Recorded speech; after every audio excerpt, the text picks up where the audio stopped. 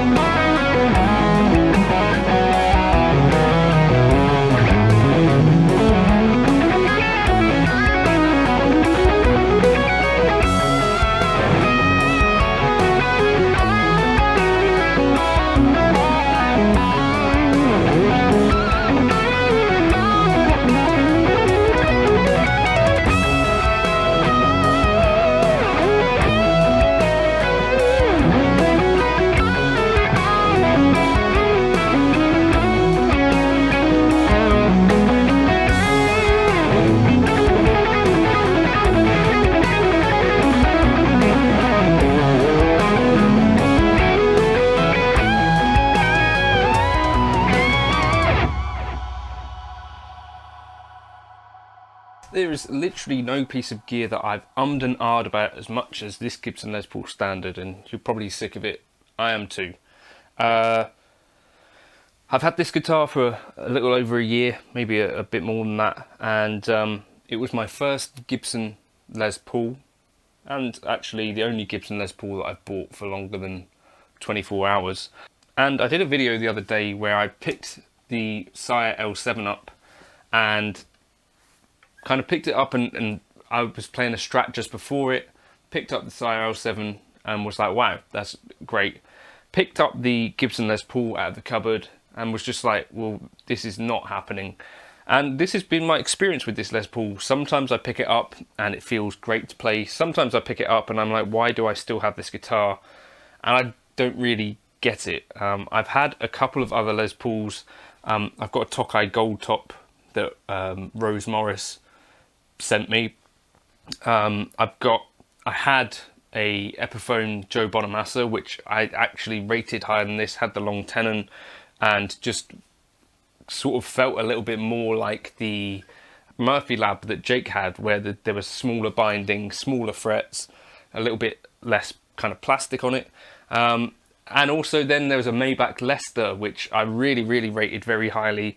A really lightweight guitar, also plecked, made in the Czech Republic, I think, somewhere in Europe anyway. But that was a fantastic guitar too. Had a little bit of aging on it and whatever.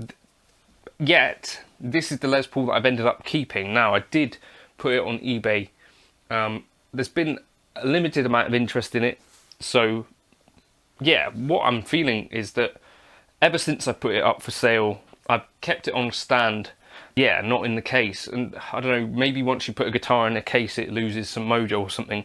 But something about it, it no longer feels sticky on the neck. So that was the main thing that I kind of had, was that I picked it up next to the Sire Les Paul, which has a satin finished neck.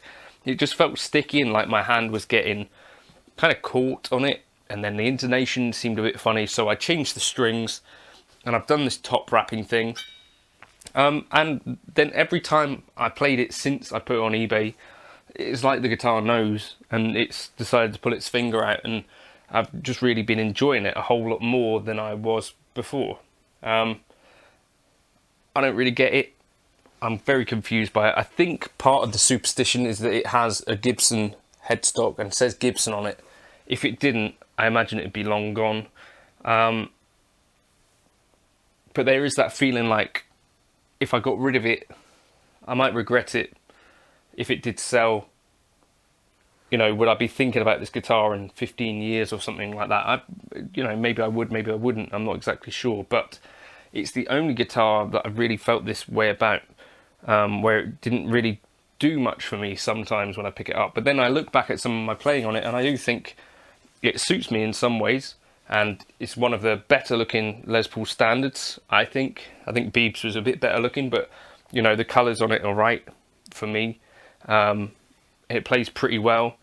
You know, it's about 9 pounds and 8 ounces, which is not lightweight, but not as heavy as they can get.